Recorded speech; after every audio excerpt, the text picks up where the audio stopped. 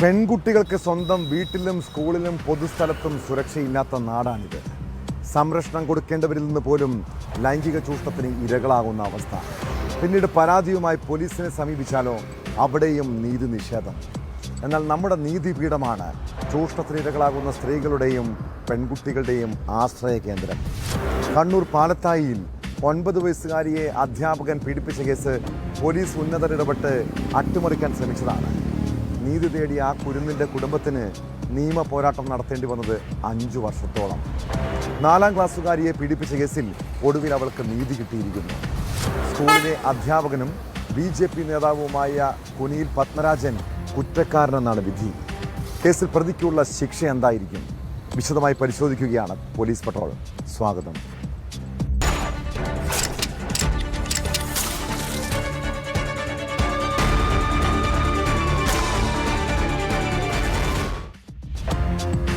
കണ്ണൂർ പാലത്തായിയിൽ 9 വയസ്സുകാരിയെ അധ്യാപകൻ പീഡിപ്പിച്ച കേസ് ഏറെ കോളിളക്കം സൃഷ്ടിച്ചതാണ്.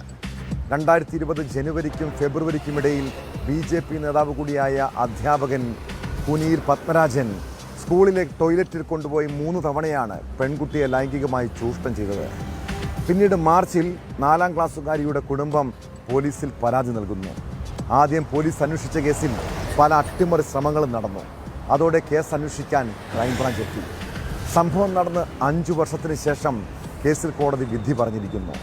പാലത്തായി പീഡന കേസിൽ പ്രതി കുനിയിൽ പത്മരാജൻ കുറ്റക്കാരനെന്നാണ് തലശ്ശേരി പോക്സോ അതിവേഗ കോടതിയുടെ വിധി. ശിക്ഷ ശനിയാഴ്ച പ്രഖ്യാപിക്കും.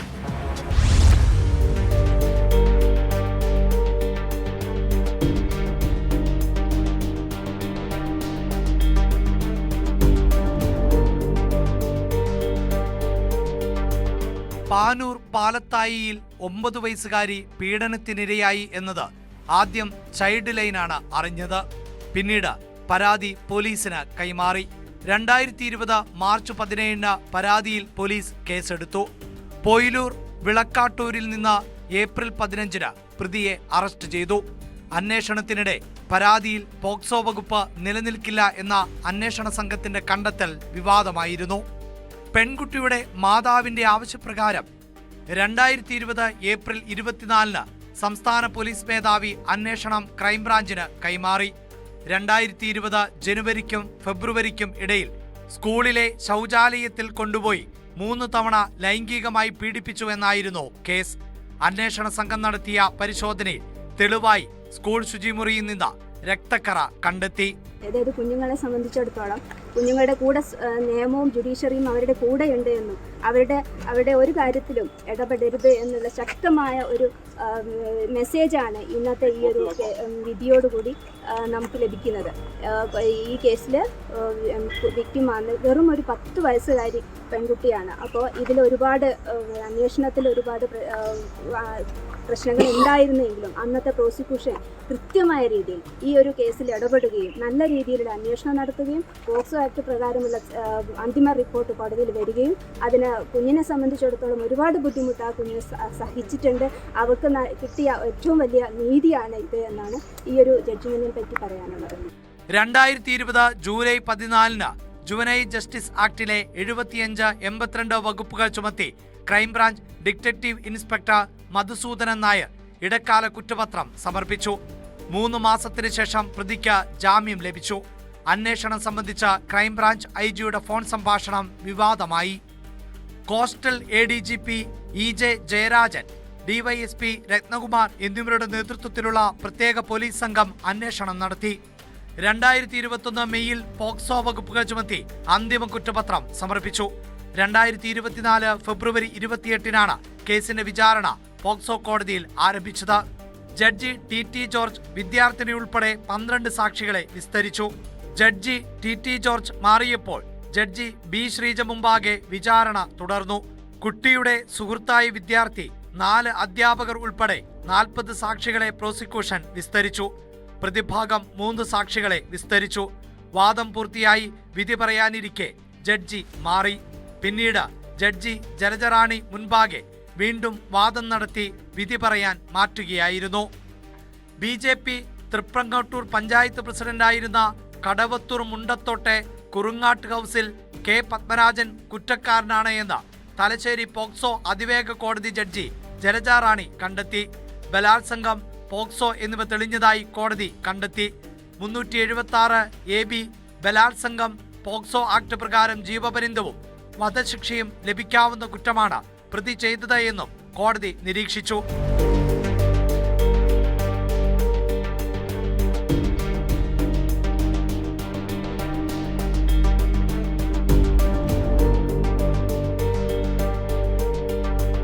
ന്യൂസ് 18 കണ്ണൂർ. വാട്സാപ്പിലൂടെ പരിചയപ്പെട്ട കാമുകിയെ ആദ്യമായി കാണാനെത്തുന്ന കാമുകന്റെ ത്രില്ലൊന്ന് ചിന്തിച്ചു നോക്കുക. ഒരിക്കൽ പോലും നേരിൽ കണ്ടിട്ടില്ലാത്തതിനാൽ അവൻ്റെ ഉള്ളിൽ വലിയ ആകാംക്ഷയായിരുന്നു. സുന്ദരിയായ കാമുകിയെ കാണാൻ അയാൾ ദിവസങ്ങൾ എണ്ണി കാത്തിരുന്നു. അങ്ങനെ കഴിഞ്ഞ ദിവസം കൊച്ചിയിലെ ഷോപ്പിംഗ് മാളിൽ കാമുകി ആ യുവാവിനെ കാണാനെത്തി. അതോടെ അവൻ്റെ മനസ്സിലെ കണക്കുകൂട്ടലെല്ലാം തെറ്റി. എങ്കിലും കാമുകിക്കൊപ്പം അയാൾ ചിക്കൻ ബിരിയാണിയും ഐസ്ക്രീമും കഴിച്ചു. പിന്നീട് ടോയ്ലറ്റിൽ പോയി മടങ്ങിയെത്തിയപ്പോൾ കാമുകിയെ കാണാനില്ല. അവൻ്റെ സ്കൂട്ടറും മൊബൈൽ ഫോണുമായി യുവതി കടന്നു കളഞ്ഞു. ഇനിയാണ് ആ ലവ് സ്റ്റോറിയുടെ ക്ലൈമാക്സ്. കാമുകൻ്റെ സ്കൂട്ടർ മോഷ്ടിച്ച് മുങ്ങിയ യുവതിയും അവളുടെ യഥാർത്ഥ കാമുകനും പിടിയിലായിരിക്കുന്നു. എളമക്കര സ്വദേശിനി അപർണയെയും മുളന്തുരുത്തി സ്വദേശി സോജനെയും കളമശ്ശേരി പോലീസ് അതിവിദഗ്ധമായാണ് അറസ്റ്റ് ചെയ്തത്.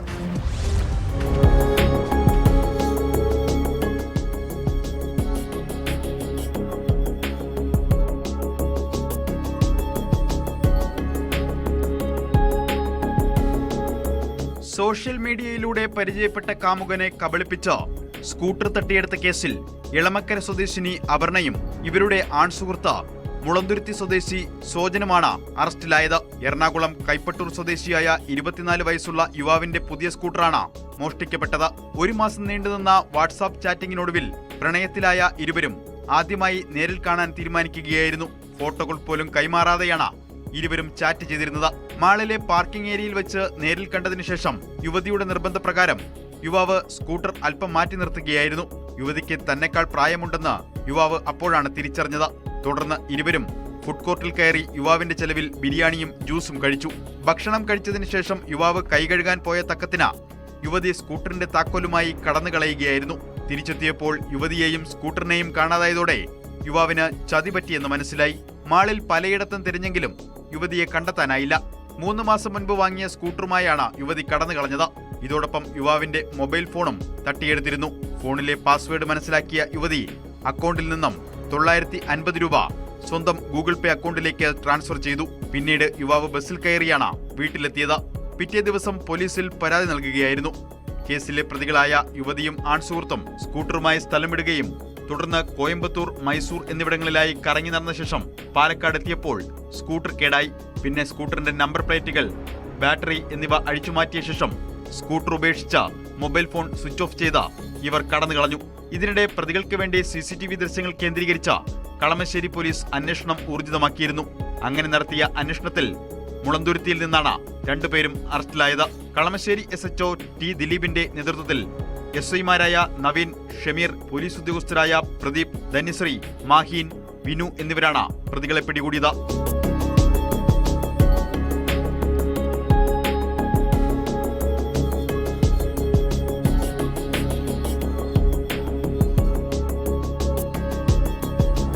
ന്യൂസ് 18 കൊച്ചി. തീവ്രവാദ കേസ് പ്രതികളും കൊടും കുറ്റവാളികളും ഉൾപ്പെടെ കഴിയുന്ന വിയ്യൂരിലെ അതീവ സുരക്ഷാ ജയിൽ. അവിടെ ജയിൽ ഉദ്യോഗസ്ഥനെ തടവുകാർ മർദ്ദിച്ചെന്ന് പറഞ്ഞാൽ വിശ്വസിക്കാൻ കഴിയുമോ? എന്നാൽ കഴിഞ്ഞ ദിവസം വിയ്യൂരിലെ ജയിലിൽ ഉദ്യോഗസ്ഥനെ തടവുകാർ മർദ്ദിച്ചെന്ന സംഭവം ഏറെ ചർച്ചയായിരുന്നു. എന്നാൽ ആ വാർത്ത കള്ളക്കഥയെന്നാണ് ജസ്റ്റിസ് ഫോർ പ്രിസണേഴ്സിൻ്റെ ആരോപണം. അസിസ്റ്റന്റ് പ്രിസൺ ഓഫീസർ അഭിനവിനെയും മറ്റൊരു തടവുകാരനെയും മാവോയിസ്റ്റ് തടവുകാരൻ മനോജും NIA തടവുകാരൻ മുഹമ്മദ് അസറുദ്ദീനും ചേർന്ന് ആക്രമിച്ചെന്ന പരാതിക്കെതിരെയാണ് സംഘടന രംഗത്ത് വന്നത്. മനോജിനെയും അസറുദ്ദീനെയും ക്രൂരമായി മർദ്ദിച്ച ഉദ്യോഗസ്ഥർ അവർക്ക് ചികിത്സ നൽകാൻ തയ്യാറായില്ലെന്നും ആരോപണമുണ്ട്.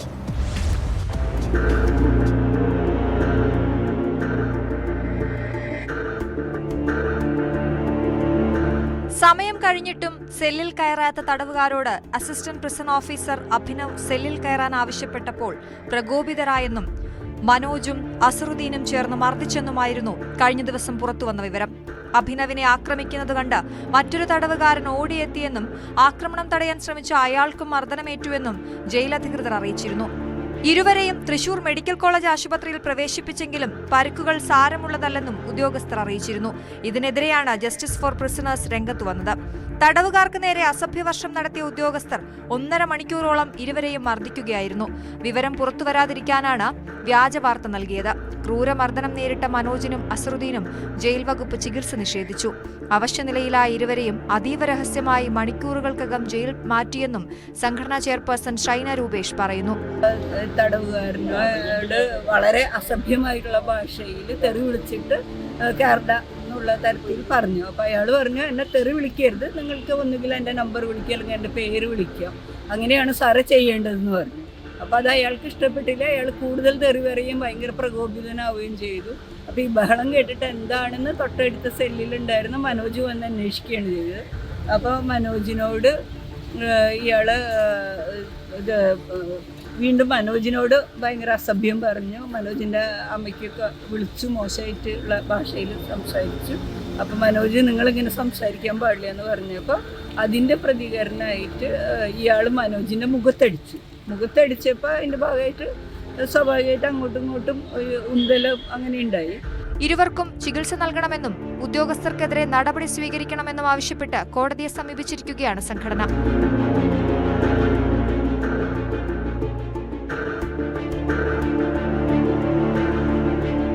ന്യൂസ് 18 തൃശൂർ. പോലീസുകാർ വാഹന പരിശോധനയ്ക്ക് ഇറങ്ങുമ്പോൾ സാധാരണക്കാരായ ആളുകളെ ചിലപ്പോൾ കൊള്ളയടിക്കാറുണ്ട്.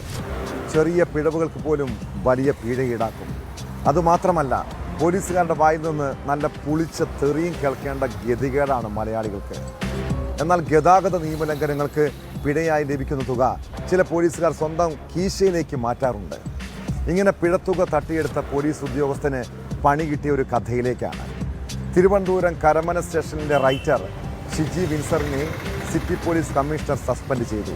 ഇയാൾ പണം മാറ്റുന്ന CCTV ദൃശ്യങ്ങൾ പുറത്തു വന്നിരുന്നു. കേരള പോലീസിന് നാണക്കേടായി മാറുകയാണ് പെറ്റിത്തുക മോഷണം. കരമന പോലീസ് സ്റ്റേഷനിൽ 3.5 വർഷം സ്റ്റേഷൻ റൈറ്ററായി ജോലി ചെയ്ത ഉദ്യോഗസ്ഥനാണ് പണം തട്ടിയത്. സംഭവത്തിന്റെ CCTV ദൃശ്യങ്ങൾ സഹിതം ലഭിച്ചതോടെയാണ് നടപടിക്ക് നിർബന്ധിതമായത്. ഗതാഗത നിയമലംഘനങ്ങൾക്ക് ഈടാക്കിയ പെറ്റിത്തുക ട്രഷറിയിൽ അടച്ചതിൽ കുറവ് ശ്രദ്ധയിൽപ്പെട്ടപ്പോഴാണ് റൈറ്ററുടെ ഇടപാടുകൾ പരിശോധിച്ചത്. 6 മാസത്തെ ഇടപാടുകളെക്കുറിച്ചുള്ള തട്ടിപ്പാണ് കണ്ടെത്തിയിട്ടുള്ളത്. അതിനു മുമ്പും ഇത്തരത്തിൽ ഇയാൾ പണം തട്ടിയിട്ടുണ്ടെന്നാണ് ആരോപണം. 3 മാസം മുമ്പ് മൂവാറ്റുപുഴ ട്രാഫിക് പോലീസ് സ്റ്റേഷനിലെ വനിതാ CPO ഇത്തരത്തിൽ പണം തട്ടിയതിന് സസ്പെൻഷനിലായിരുന്നു. ന്യൂസ് 18 തിരുവനന്തപുരം.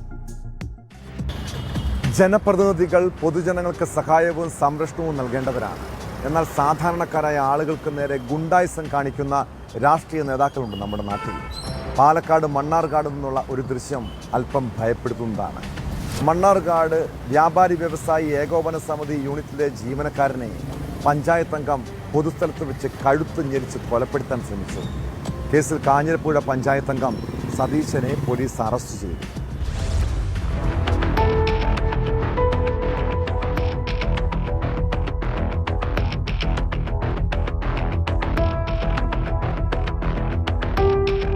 വ്യാപാരി വ്യവസായി ഏകോപന സമിതി മണ്ണാർക്കാട് യൂണിറ്റിലെ ജീവനക്കാരനായ ഭീമനാട് ഓട്ടുകവളത്തിൽ ഹരിദാസനെയാണ് പഞ്ചായത്ത് മെമ്പർ സതീശൻ മർദ്ദിച്ചത്.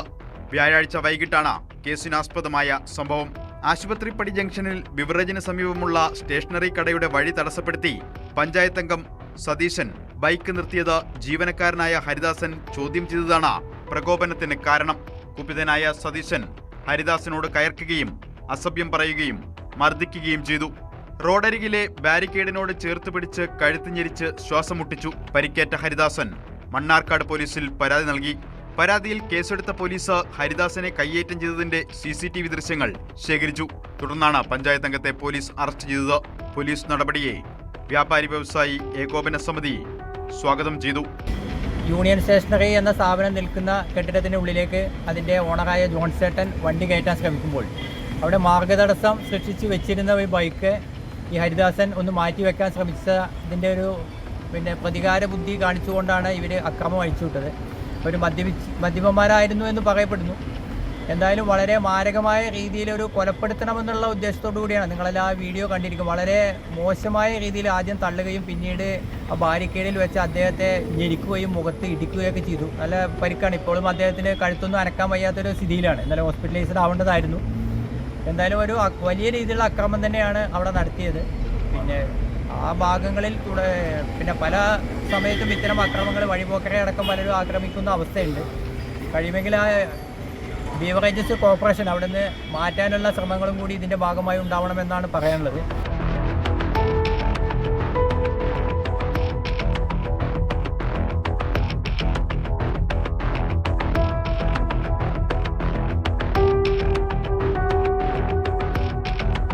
ന്യൂസ് 18 പാലക്കാട്. പത്തനംതിട്ട കിടങ്ങന്നൂരിലെ 70 വയസ്സുള്ള ചേട്ടൻ പതിവായി ബാങ്കിലെത്താറുണ്ട്. മക്കൾ വിദേശത്ത് നിന്ന് അയച്ചു കൊടുക്കുന്ന പണം അതാത് മാസങ്ങളിലെ ചിലവിന് വേണ്ടി എടുക്കും. ഇത് ബാങ്ക് ഉദ്യോഗസ്ഥർക്കും അറിവുള്ള കാര്യമാണ്. എന്നാൽ കഴിഞ്ഞ ദിവസം 45 ലക്ഷം രൂപ പിൻവലിക്കാൻ വേണ്ടിയാണ് ആ വയോധികൻ ബാങ്കിലെത്തിയത്. തിടുക്കത്തിലുള്ള അദ്ദേഹത്തിൻ്റെ സംസാരം കേട്ടപ്പോൾ തന്നെ ബാങ്ക് ജീവനക്കാർക്ക് എന്തോ സംശയം തോന്നി. ആകെ ആശങ്കയും പരിഭ്രാന്തിയും. കാര്യം തിരക്കിയപ്പോൾ മുംബൈയിൽ കുറച്ച് സ്ഥലം വാങ്ങാൻ വേണ്ടി പണം ആവശ്യമുണ്ടെന്ന് പറഞ്ഞു.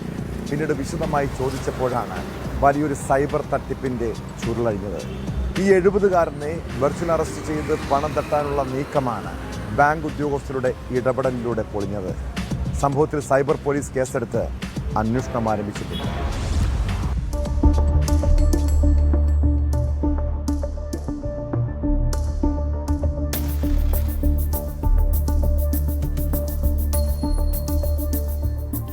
കഴിഞ്ഞ തിങ്കളാഴ്ച രാവിലെ 10-ന് ബാങ്കിലെത്തിയ ഇടപാടുകാരൻ 45 ലക്ഷം രൂപ സേവിംഗ്സ് അക്കൗണ്ടിലേക്ക് മാറ്റണമെന്നാവശ്യപ്പെട്ടു. വീട് പണിക്ക് വേണ്ടിയാണെന്നും പറഞ്ഞു. ഇത്രയും തുക എന്തിനു പെട്ടെന്ന് മാറ്റണമെന്ന സംശയം ബാങ്ക് ജീവനക്കാർക്ക് തോന്നി. എന്നിട്ടും പണം സേവിംഗ്സ് അക്കൗണ്ടിലേക്ക് മാറ്റി. പിന്നീട് അദ്ദേഹം വീട്ടിലേക്ക് പോയി. കുറച്ചു കഴിഞ്ഞ് വീണ്ടും ബാങ്കിലെത്തി. മുംബൈയിലുള്ള അമിക്കോ മറൈൻ സർവീസ് എന്ന പേരിലുള്ള ഒരു ബാങ്ക് അക്കൗണ്ട് നമ്പർ നൽകി. നേരത്തെ മാറ്റിയ 45 ലക്ഷം രൂപ ഇതിലേക്ക് അയക്കാൻ പറഞ്ഞു. അപ്പോഴേക്കും മുഖത്ത് പരിഭ്രാന്തി കൂടിയിരുന്നു. ബാങ്ക് അധികൃതരുടെ സംശയം കൂടി. വീണ്ടും ചോദിച്ചപ്പോൾ മുംബൈയിൽ സ്ഥലം വാങ്ങാനാണെന്ന് പറഞ്ഞതോടെ സംശയം ഇരട്ടിയായി. ബാങ്ക് അധികൃതർ പണം അയക്കാൻ മടിച്ചതോടെ 70-കാരൻ വീണ്ടും വീട്ടിലേക്ക് പോയി. ഈ സമയത്ത് ഇദ്ദേഹത്തിന്റെ ഭാര്യയും വീട്ടിലെത്തി. മകനെ കേസിൽ കൊടുക്കാതിരിക്കാൻ പണം നൽകണമെന്ന സംഘത്തിന്റെ ആവശ്യം ഭാര്യയെ ധരിപ്പിച്ചു. ഇതോടെ ഭാര്യയും ഭർത്താവും ബാങ്കിലെത്തി ബ്രാഞ്ച് മാനേജർ വിനീതയോടും മറ്റു ജീവനക്കാരോടും വിവരം പറഞ്ഞു. സൈബർ തട്ടിപ്പാകാം ഇതെന്ന് ജീവനക്കാർ മനസ്സിലാക്കി. തുടർന്ന് വിവരങ്ങൾ സൈബർ സെല്ലിന് കൈമാറുകയായിരുന്നു. കിടങ്ങന്നൂരിലെ കേരള ബാങ്കിൽ നിന്ന് ഇദ്ദേഹം 19 ലക്ഷം പിൻവലിച്ചിരുന്നു. പിൻവലിച്ച പണം മറ്റൊരു ബാങ്കിലിട്ട ശേഷം തട്ടിപ്പ് സംഘത്തിന് അയച്ചു കൊടുക്കാനായിരുന്നു നിർദ്ദേശം. എന്നാൽ ചില സാങ്കേതിക തടസ്സങ്ങൾ കാരണം കേരള ബാങ്കിൽ നിന്ന് പണം നൽകാൻ താമസം നേരിട്ടു. ഇതിനാൽ ഈ പണം തട്ടിപ്പ് സംഘം നിർദ്ദേശിച്ച ബാങ്കിൽ നിക്ഷേപിക്കാൻ സാധിച്ചില്ല. സംഭവത്തിൽ സൈബർ പോലീസും ആറന്മുള പോലീസും അന്വേഷണം നടത്തുന്നുണ്ട്.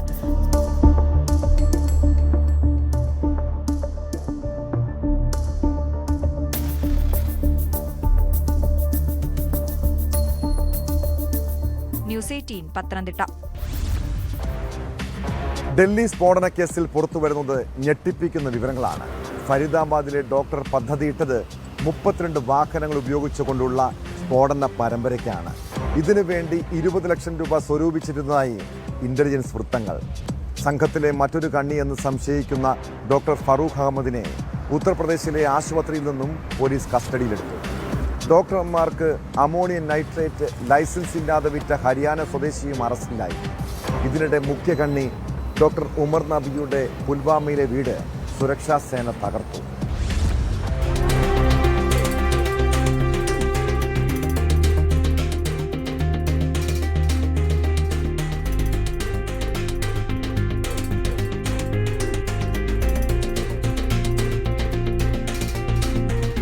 ഫരീദാബാദ് ഡോക്ടർ സംഘത്തിൻ്റെ പദ്ധതി അത് എത്രമാത്രം വലുതും അപകടം പിടിച്ചതുമാണ് എന്നതിനെ പറ്റിയിട്ടുള്ള കൂടുതൽ തെളിവുകളാണ് ഇന്ന് പുറത്തു വന്നിരിക്കുന്നത്. പ്രധാനമായിട്ടും 32 വാഹനങ്ങൾ ഉപയോഗിച്ചുകൊണ്ട് വടക്കേ ഇന്ത്യയിലുള്ള പല നഗരങ്ങളിലും സ്ഫോടന പരമ്പര തന്നെ നടത്താനായിട്ട് അവർ പദ്ധതിയിട്ടിരുന്നു. ഡിസംബർ 6-ാം തീയതി ബാബരി മസ്ജിദ് തകർത്ത ദിവസമാണ് ഇവർ ഈ പദ്ധതിക്ക് വേണ്ടി ആസൂത്രണം ചെയ്തതെന്ന് നേരത്തെ തന്നെ തെളിവുകൾ വന്നിരുന്നു. ഇന്ന് 32 വാഹനങ്ങൾ ഇവർ ഇതിനായിട്ട് സജ്ജീകരിച്ചിരുന്നതായിട്ടാണ് ഇപ്പോൾ ഇന്റലിജൻസ് ബ്യൂറോ വ്യക്തമാക്കുന്ന ഒരു സുപ്രധാനമായിട്ടുള്ള വിവരമെന്ന് പറയുന്നത്. ഇതിനായി 20 ലക്ഷം രൂപയും ഇവർ തരപ്പെടുത്തിയിരുന്നു. ഇവർക്ക് ഈ പണം ലഭിച്ചത് അത് എവിടെ നിന്നാണ്? വിദേശ ഫണ്ടുകൾ ഇന്ത്യയിലേക്ക് പണം ഒഴുക്കിയിരുന്നോ ഇന്ത്യയിലെ തീവ്രവാദം വളർത്താനായിട്ട്? ഇതെല്ലാം ഇനി ഉത്തരം കണ്ടുപിടിക്കേണ്ട ചോദ്യങ്ങൾ തന്നെയാണ്. പ്രധാനമായിട്ടും ഇപ്പോൾ അന്വേഷണ സംഘത്തിന് വിവരം ലഭിച്ചിട്ടുള്ളത് 4 വാഹനങ്ങളെ പറ്റിയിട്ടാണ്. ഒന്ന്, ഈ സ്ഫോടനത്തിൽ തകർന്ന i20 വാഹനം.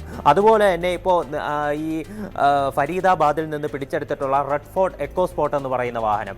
അതുമാത്രമല്ല, ഇപ്പോൾ ഒരു മാരുതി ബ്രസ ഇന്നത്തെ ദിവസം അൽഫല യൂണിവേഴ്സിറ്റിയിൽ നിന്ന് പിടിച്ചെടുത്തിട്ടുണ്ട്. ഇനി ഒരു സ്വിഫ്റ്റ് ഡിസയർ കാർ, ഇതും ഈ ഡോക്ടർമാരുടെ സംഘം വാങ്ങിയിട്ടുണ്ട് എന്നതിനെ പറ്റിയിട്ട് പോലീസിന് തെളിവ് ലഭിച്ചിട്ടുണ്ട്. ഈ സ്വിഫ്റ്റ് ഡിസയറിനായിട്ടുള്ള അന്വേഷണത്തിലാണ്. ഈ ബ്രസയ്ക്ക് വേണ്ടിയിട്ടുള്ള അന്വേഷണത്തിലായിരുന്നു. അതിപ്പോൾ നിലവിൽ അൽഫല യൂണിവേഴ്സിറ്റിയിൽ നിന്ന് തന്നെ കണ്ടെത്തിയിട്ടുണ്ട്. ഈ അൽഫല യൂണിവേഴ്സിറ്റി എന്ന് പറയുന്നത് വളരെ ഒരു കുപ്രചരണങ്ങൾ നേടി ഈ ഒരു അന്വേഷണത്തിൽ തന്നെ നിരവധി ഡോക്ടർമാർ ഇവിടെ നിന്ന് തന്നെയാണ് കണ്ടുമുട്ടിയത്. ഇവിടെ നിന്ന് തന്നെയാണ് തീവ്രവാദ പ്രവർത്തനങ്ങൾക്ക് വേണ്ടിയിട്ടുള്ള പ്രാഥമിക ഗൂഢാലോചന ഉൾപ്പെടെ നടന്നത് എന്നതിനെ സംബന്ധിച്ച് തെളിവുകൾ വന്നിരിക്കുകയാണ്. ഇത്ര കുപ്രസിദ്ധി നേടിയതുകൊണ്ട് തന്നെ association of Indian universities Al-Falah യൂണിവേഴ്സിറ്റിയുടെ ലൈസൻസ് നിലവിൽ റദ്ദാക്കിയിട്ടുണ്ട്. ഇനിയൊരു അന്വേഷണം നടത്തിയതിന് ശേഷം മാത്രമേ ഇവിടെയുള്ള പ്രവർത്തനങ്ങൾക്ക് അംഗീകാരം ലഭിക്കുകയുള്ളൂ. മാത്രമല്ല, NIA അൽഫല യൂണിവേഴ്സിറ്റി കേന്ദ്രീകരിച്ച് ഒരു താൽക്കാലിക അന്വേഷണ ക്യാമ്പ് അത് സെറ്റ് ചെയ്യാനായിട്ട് തീരുമാനിച്ചിട്ടുണ്ട്. ഈ ക്യാമ്പ് വഴിയായിരിക്കും ഇനി ഈ കേസുമായിട്ട് ബന്ധപ്പെട്ടിട്ടുള്ള എല്ലാ അന്വേഷണങ്ങളും നടത്തുക. മാത്രമല്ല, ഇന്ന് ഈ ഡൽഹി സ്ഫോടന കേസുമായിട്ട് ബന്ധപ്പെട്ട് ഒരു അറസ്റ്റ് കൂടി രേഖപ്പെടുത്തിയിട്ടുണ്ട്. അത് ഉത്തർപ്രദേശിലുള്ള GS മെഡിക്കൽ കോളേജിൽ നിന്നാണ് ഈ അറസ്റ്റ്.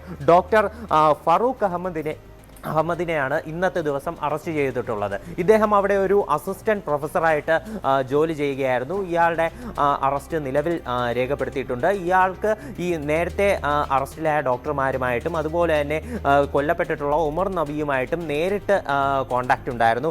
അതുപോലെ തന്നെ ഇന്നലെ അറസ്റ്റിലായിട്ടുള്ള ഇപ്പോൾ മുഹമ്മദ് ആരിഫ് എന്ന് പറയുന്ന വ്യക്തി, ഇയാൾക്കും ഈ ഡോക്ടർമാരുടെ സംഘവുമായിട്ട് പ്രത്യേക ബന്ധമുണ്ടായിരുന്നു. പ്രധാനമായിട്ടും ഷഹീൻ ഷാഹിദ് എന്ന് പറയുന്ന വനിതാ ഡോക്ടർ, ഇവരുമായിട്ടായിരുന്നു ഇദ്ദേഹം ഈ മുഹമ്മദ് ആരിഫ് എന്ന് പറയുന്ന വ്യക്തി സ്ഥിരമായിട്ട് കോണ്ടാക്ട് ചെയ്തിരുന്നത്. ഇയാൾ അവിടെയുള്ള ഒരു MD വിദ്യാർത്ഥിയാണ്. കാൺപൂർ മെഡിക്കൽ കോളേജിലാണ് ഇയാൾ പഠിച്ചിരുന്നത്. അവിടെയുള്ള MD വിദ്യാർത്ഥിയായിരുന്നു. ഉത്തർപ്രദേശ് കേന്ദ്രീകരിച്ചുള്ള തീവ്രവാദ പ്രവർത്തനങ്ങൾക്ക് പ്രധാനമായിട്ടും നേതൃത്വം നൽകിയിട്ടുള്ളത് ഈ മുഹമ്മദ് ആരിഫാണ് എന്നതിനെ സംബന്ധിച്ച് പോലീസിന് വിശദമായിട്ടുള്ള തെളിവുകൾ ലഭിച്ചിട്ടുണ്ട്. ഇനി അടുത്ത് കേന്ദ്ര മന്ത്രാലയം ഒരു സർവകക്ഷി യോഗം വിളിക്കാനായിട്ട് ഇപ്പോൾ ആലോചിക്കുന്നുണ്ട്.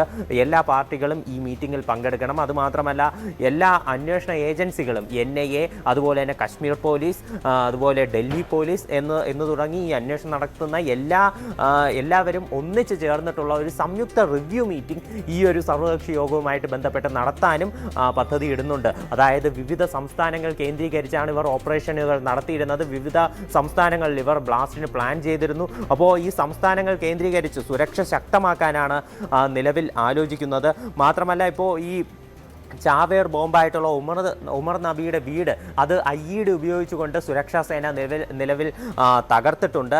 കശ്മീരിൽ പുൽവാമയിലുണ്ടായിരുന്ന ഇയാളുടെ വീടാണ് ഇത്തരത്തിൽ തകർത്തിട്ടുള്ളത്. മാത്രമല്ല, ഇന്ന് അമിത്ഷാ ഒരു ഉന്നതതല സെക്യൂരിറ്റി മീറ്റിംഗ് വിളിച്ചിരുന്നു. ഇതിൽ പങ്കെടുത്തത് ഇന്റലിജൻസ് ബ്യൂറോ ചീഫായിട്ടുള്ള തപൻ കുമാർ ദേഖയാണ്. അതുപോലെ തന്നെ നാഷണൽ സെക്യൂരിറ്റി അഡ്വൈസറായിട്ടുള്ള അജിത് ഡോവൽ പങ്കെടുത്തിട്ടുണ്ട്. യൂണിയൻ ഹോം സെക്രട്ടറി ഗോവിന്ദ് മോഹനും ഉൾപ്പെടെ പങ്കെടുത്ത ഒരു ഉന്നതതല സെക്യൂരിറ്റി റിവ്യൂ മീറ്റിംഗ് ഇന്ന് അമിത്ഷായുടെ ഭവനത്തിൽ കൂടിയിട്ടുണ്ട്. ഈ കേസുമായിട്ട് ബന്ധപ്പെട്ട് ഇതുവരെ 500-ലധികം റെയ്ഡുകൾ നടത്തി 600-ലധികം പേരെ കസ്റ്റഡിയിൽ എടുത്തിട്ടുണ്ട്. വിശദമായിട്ടുള്ള ചോദ്യം ചെയ്യൽ ഉൾപ്പെടെ ഇപ്പോൾ നിലവിൽ നടന്നുകൊണ്ടിരിക്കുകയാണ്. എന്തായാലും ഇപ്പോൾ നിലവിൽ ഈ കേസുമായിട്ട് ബന്ധപ്പെട്ട് അന്വേഷണ സംഘം കണ്ടെത്തിയ വിവരങ്ങൾ തീർച്ചയായിട്ടും നിർണായകമാണ്. ഇനി കൂടുതൽ വിശദാംശങ്ങൾ അടുത്ത ദിവസങ്ങളിൽ ഉൾപ്പെടെ ശേഖരിച്ച ശേഷം ഈ കണ്ണികളെ മുഴുവൻ പേരെയും അറസ്റ്റ് ചെയ്യാനായിട്ടാണ് പദ്ധതിയിടുന്നത്.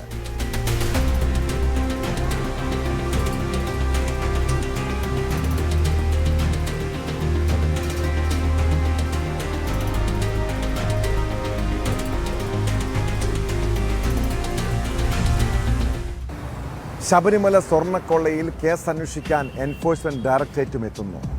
സംസ്ഥാന പോലീസ് രജിസ്റ്റർ ചെയ്ത കേസുകളുടെ രേഖകൾ ആവശ്യപ്പെട്ട് ED ഹൈക്കോടതിയെ സമീപിച്ചു. FIRന്റെയും അനുബന്ധ മൊഴികളുടെയും പകർപ്പാണ് തേടിയിരിക്കുന്നത്. അതിനിടെ ശബരിമല സ്വർണ്ണക്കൊള്ളയിൽ മുൻ ദേവസ്വം സെക്രട്ടറിയും തിരുവാഭരണം കമ്മീഷണറുമായിരുന്ന എസ് ജയശ്രീയുടെ അറസ്റ്റ് ഹൈക്കോടതി തടഞ്ഞു. ചൊവ്വാഴ്ച വരെയാണ് അറസ്റ്റിന് വിലക്ക്. ജയശ്രീയുടെ മുൻകൂർ ജാമ്യാപേക്ഷ ചൊവ്വാഴ്ച ഹൈക്കോടതി വീണ്ടും പരിഗണിക്കും.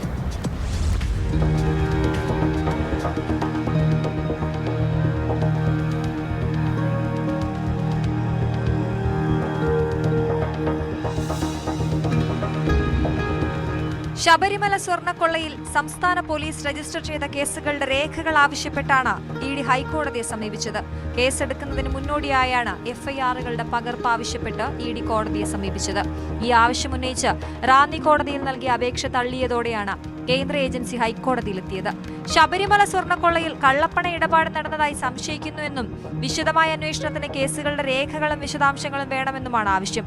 സ്വർണ്ണക്കൊള്ളയിലെ കള്ളപ്പണ ഇടപാട് പരിശോധിക്കുമെന്ന് ഇഡി വൃത്തങ്ങൾ നേരത്തെ തന്നെ അറിയിച്ചിരുന്നു.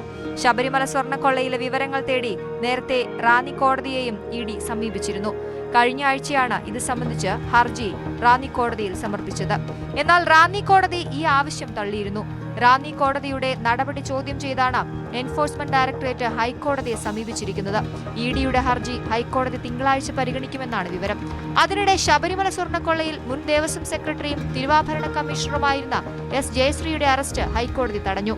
ചൊവ്വാഴ്ച വരെയാണ് അറസ്റ്റിന് വിലക്ക്. ജയശ്രീയുടെ മുൻകൂർ ജാമ്യാപേക്ഷ ചൊവ്വാഴ്ച ഹൈക്കോടതി വീണ്ടും പരിഗണിക്കും. പത്തനംതിട്ട ജില്ലാ സെഷൻസ് കോടതി ജയശ്രീയുടെ മുൻകൂർ ജാമ്യ ഹർജി തള്ളുകയായിരുന്നു. ദ്വാരപാലക പാളി കേസിൽ 4ാം പ്രതിയാണ് ജയശ്രീ. മിനിറ്റ്സ് തിരുത്തി 1ാം പ്രതി ഉണ്ണികൃഷ്ണൻ പോറ്റിക്ക് ജയശ്രീ സ്വർണ്ണപ്പാളികൾ കൈമാറിയെന്നാണ് SIT കണ്ടെത്തൽ. ബോർഡ് തീരുമാനം ഉത്തരവായി പുറപ്പെടുവിക്കുക മാത്രമാണ് ഉണ്ടായതെന്നും തെറ്റ് ചെയ്തിട്ടില്ലെന്നുമാണ് ജയശ്രീയുടെ വിശദീകരണം. 2017 ജൂലൈ മുതൽ 2019 ഡിസംബർ വരെ ജയശ്രീ ആയിരുന്നു ദേവസ്വം ബോർഡ് സെക്രട്ടറി. അതിനുശേഷം 2020 വിരമിക്കുന്നതുവരെ തിരുവാഭരണ കമ്മീഷണറായി പ്രവർത്തിച്ചു.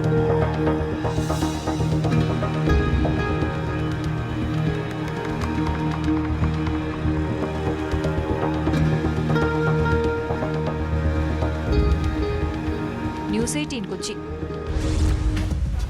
കൊച്ചി തേവര ഫെറിയിലെ ഫ്ളാറ്റിൽ നിന്ന് 1.25 കോടി രൂപയുടെ 2 ജോഡി വജ്രക്കമ്മലുകൾ മോഷ്ടിച്ച കേസാണ് പോലീസ് പെട്രോൾ ഇനി പരിശോധിക്കുന്നത്.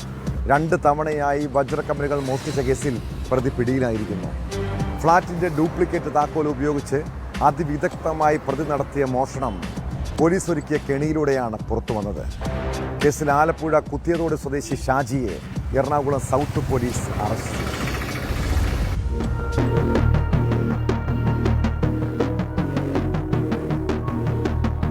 ഒരു ജോഡി വജ്രക്കമ്മൽ കിടപ്പുമുറിയിലെ അലമാരയിൽ നിന്ന് കഴിഞ്ഞ ദിവസമാണ് മോഷണം പോയത്.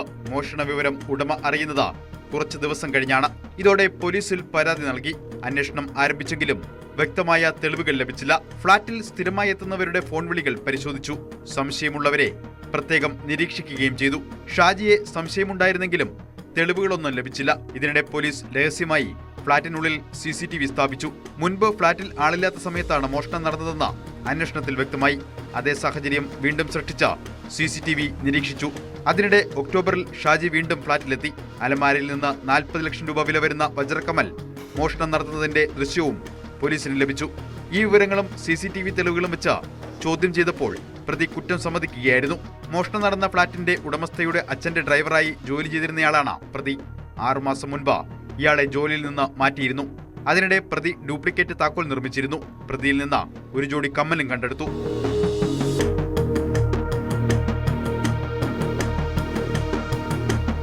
ന്യൂസ് 18 കൊച്ചി. പാലക്കാട് തിരുവേഗപ്പുറയിലെ മോഷ്ട പരമ്പരയിൽ ഊർജിത അന്വേഷണവുമായി Koppam police. Naripparamba government UP സ്കൂളിലും സമീപത്തെ പെട്രോൾ പമ്പിലും കഴിഞ്ഞ ദിവസമാണ് കവർച്ച നടന്നത്. CCTV ദൃശ്യങ്ങളടക്കം ശേഖരിച്ചുകൊണ്ടാണ് അന്വേഷണം പുരോഗമിക്കുന്നത്. മോഷ്ട സംഘത്തിൽ കൂടുതൽ പേരുണ്ടെന്നാണ് സൂചന.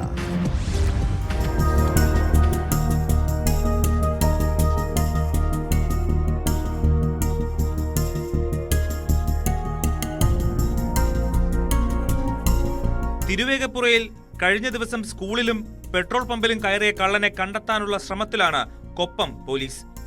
അതിനായി പ്രദേശത്തെ CCTV ദൃശ്യങ്ങളെല്ലാം ശേഖരിച്ചു കഴിഞ്ഞു. ഫോറൻസിക് പരിശോധനയുടെ കൂടി അടിസ്ഥാനത്തിൽ ഒരാളാണോ കൂടുതൽ പേർ മോഷണത്തിൽ ഉൾപ്പെട്ടിട്ടുണ്ടോ എന്നതടക്കമുള്ള കാര്യത്തിൽ വ്യക്തത വരുത്തും. നരിപ്പറമ്പ് ഗവൺമെന്റ് UP സ്കൂൾ, സമീപത്തെ ഭാരത് പെട്രോൾ പമ്പ് എന്നിവിടങ്ങളിലാണ് ഓഫീസ് മുറികൾ കുത്തി തുറന്ന് മോഷണം നടന്നത്. സ്കൂളിന്റെ ഓഫീസ് ഷട്ടർ പൊളിച്ചാണ് കള്ളൻ അകത്തു കയറിയത്. ഓഫീസിലെ സാധനങ്ങളെല്ലാം വലിച്ചിട്ടിരുന്നു. റൂമിൽ സൂക്ഷിച്ചിരുന്ന 7000-ഓളം രൂപയാണ് നഷ്ടപ്പെട്ടത്.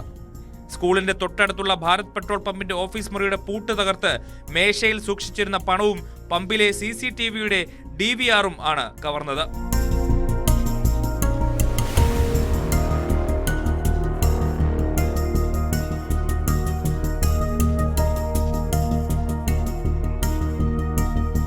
ന്യൂസ് 18 പട്ടാമ്പി. ചെറിയ ഇടവേളയ്ക്ക് ശേഷം സംസ്ഥാനത്ത് കള്ളപ്പണക്കടത്ത് സജീവമാകുന്നു. മലപ്പുറം വേങ്ങരയിൽ രേഖകളില്ലാതെ കടത്തിയ 1,25,00,000 രൂപ പോലീസ് പിടിച്ചെടുത്തു. കൊടുവള്ളി സ്വദേശികളായ അബ്ദുൾ റഹീം, മിൻഹാജ് എന്നിവർ അറസ്റ്റിലായിട്ടുണ്ട്. എന്നാൽ ഇവർ ആർക്കു വേണ്ടിയാണ് പണം കൊണ്ടുവന്നതെന്ന് വ്യക്തമായിട്ടില്ല.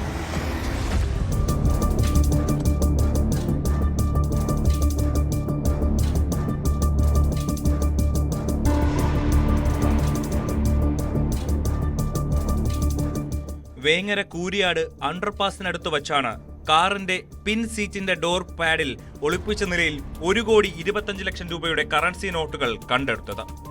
സംഭവവുമായി ബന്ധപ്പെട്ട് കൊടുവള്ളി സ്വദേശികളായ കൈവേലിക്കാവ് അബ്ദുറഹീം, കുന്നുമേൽ മിൻഹാജ് എന്നിവരെ വേങ്ങര പോലീസ് അറസ്റ്റ് ചെയ്തു.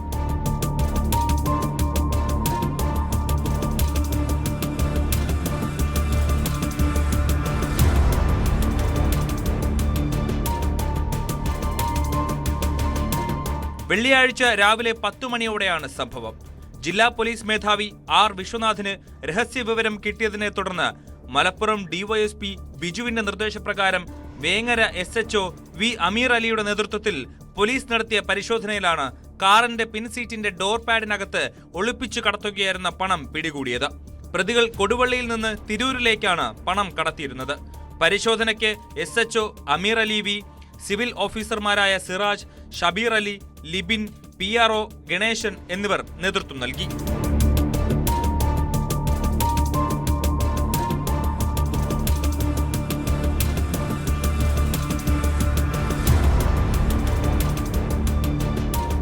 ന്യൂസ് 18 തിരൂർ. രാവിലെ എഴുന്നേൽക്കുമ്പോൾ മുതൽ ടെൻഷനാണ്. ഉള്ളിലെന്തോ ഭാരമിരിക്കുന്നത് പോലെ. എന്നാൽ അതിൻ്റെ കാരണം എന്താണെന്നറിയില്ല. നമ്മളിൽ പലർക്കും ഇത്തരം അവസ്ഥ ഉണ്ടാകാറില്ല. പിന്നെ ഒരു ദിവസം മുഴുവൻ ടെൻഷൻ അടിച്ച് നടക്കും. ഒന്ന് ചിന്തിച്ചേ. കാരണം വളരെ നിസ്സാരമായിരിക്കും. ചിലപ്പോൾ കുടുംബാംഗങ്ങളുമായുള്ള വഴക്കോ സുഹൃത്തുക്കളുമായുള്ള പ്രശ്നമോ സാമ്പത്തിക ബാധ്യതയോ അങ്ങനെ മനസ്സിലുള്ള സംഘർഷങ്ങളാണ് ടെൻഷന് കാരണം. എന്നാൽ ആകുലപ്പെട്ടതുകൊണ്ട് ആയുസ്സിൻ്റെ ദൈർഘ്യം അല്പമെങ്കിലും കൂട്ടാൻ കഴിയുന്നു. ഉള്ള കാലത്തോളം സന്തോഷത്തോടെ ജീവിക്കുക. നെഗറ്റീവ് ചിന്തകളെ മനസ്സിൽ നിന്നും അകറ്റുക. ഇതോടെ പോലീസ് പെട്രോൾ പൂർണ്ണമാകുന്നു. നമസ്കാരം.